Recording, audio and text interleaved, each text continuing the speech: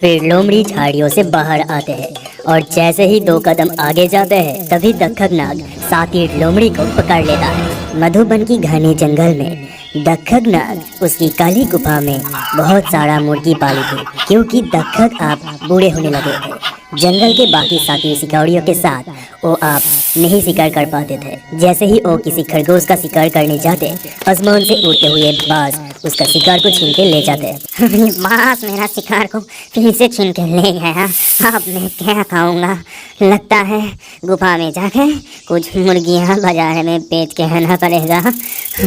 निराश होकर दक्खक नाग उसकी काली गुफा में लौट आए। फिर दक्खक नाग ने उसका मुर्गियों को गिनने लगे। 1 2 3 4 5 6। अरे और एक मुर्गी कहाँ गया? मेरा मुर्गी, और एक मुर्गी कहाँ गया? तभी दक्खक देखता है उसका गुफा के अंदर से जंगल की तरफ एक पैरों का निशान, जिसको देखते ही दक्खक समझ गया उसका मुर्गी कौन चोरी कर रहा है।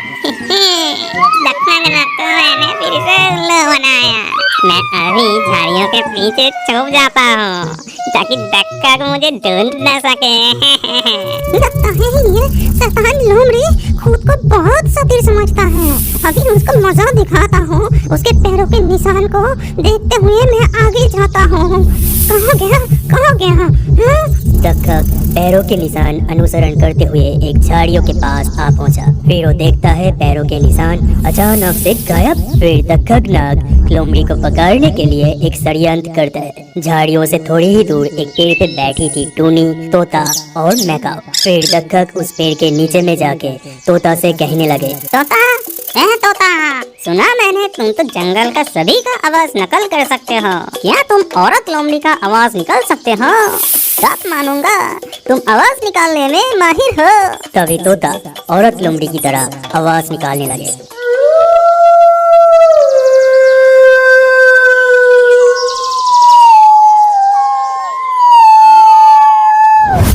अरे ये कौन मुझे पुकार रहा है?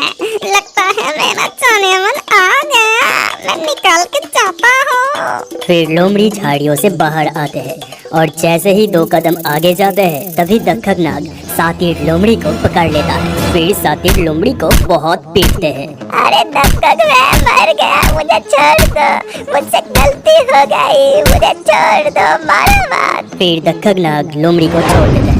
लोमड़ी वहाँ से भाग जाते हैं और थोड़ी ही दूर जाके एक उड़ते हुए कौवे को देखते हैं। फिर सातिर लोमड़ी कौवे को भी बेवकूफ बना के उसका खाना चोरी करने के लिए उसके पीछे पीछे जाते हैं।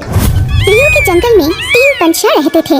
एक कौवा थियो, एक कबूतर पॉपी और एक कोयल मिन्नी। वो तीनों बेस्ट फ्रेंड थे। पॉपी और मिन्नी बहुत मेहनती थे। वो सारा दिन जंगल में घूम घूम कर शाम को अपने परिवार के लिए खाना लाते थे। पर थियो बहुत शरारती और आलसी था और वो अपना सारा ध्यान अपने दिखावे की तरफ करता था। वो हमेशा बचा कुचा खाना लाता था या फिर कोई खाना ही नहीं लाता था। खुद यहाँ वहाँ से छीना झपटी करके सिर्फ अपने पेट भरता था। पॉपी और मिनी भाई बहन था और वो दोनों ही थियो से बहुत परेशान था। वो लोग उसे समझा कर थक गया था।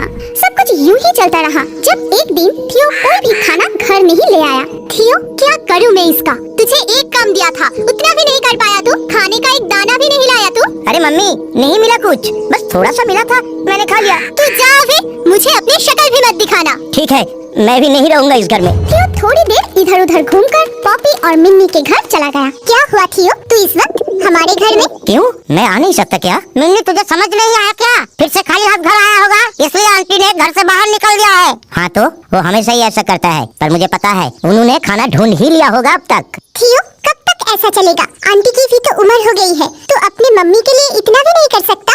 उफ मिनी, बस खाना ही तो ढूंढना पड़ता है, ये कौन सा बड़ा काम है? अगर बड़ा काम नहीं है तो तू क्यों नहीं करता? तू कब से इतना खुदगर्ज हो गया थियो? तू तो ऐसा नहीं था, तू सिर्फ अपने खाने का इंतजाम करता है। इतना आलसी क्यों? अब बस भी करो। ठीक है, कल मैं जाऊंगा खाना ढूंढने। खुश? हाँ, ये हुई ना बात? हाँ, बहुत अच्छे।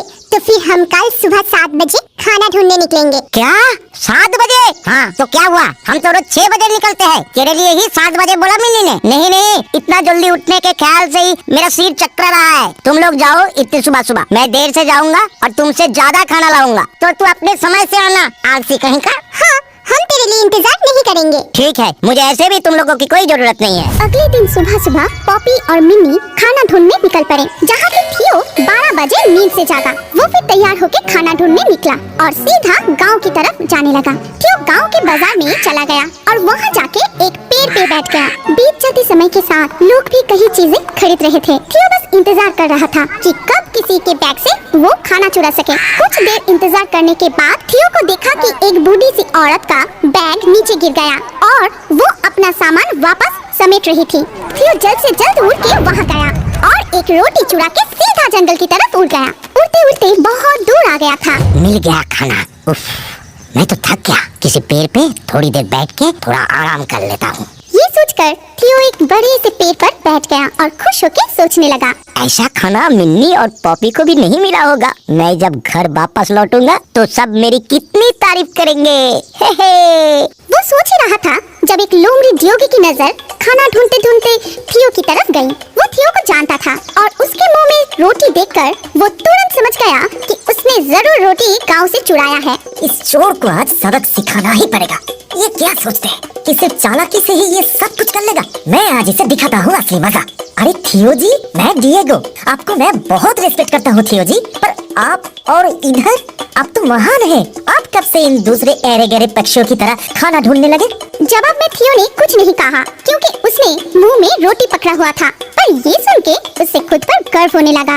अरे वाह, क्या आपने देखा आज आप कितने अच्छे लग रहे हैं।